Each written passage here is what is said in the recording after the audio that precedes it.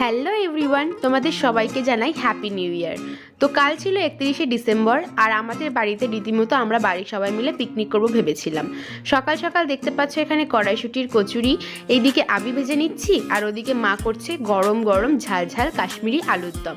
আর এই কচুরি ভাজতে ভাজতে তোমাদের একটা কথা বলি, এই চ্যানেলে কিন্তু আগে আমি হিন্দিতে মিনি ব্লগ দিতাম, কিন্তু সেরকম খুব একটা আমি ভালোভাবে তোমাদের সাথে কথাগুলো শেয়ার করতে পারতাম না।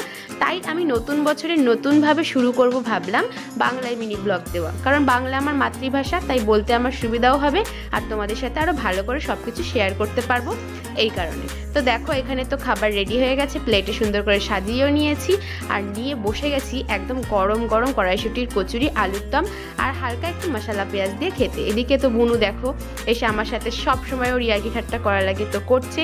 আর এরপরে নেক্সট সারাদিন কি কি খেয়েছি পরের ব্লগে অবশ্যই আসবে, দেখতে ভুলো না। টাটা।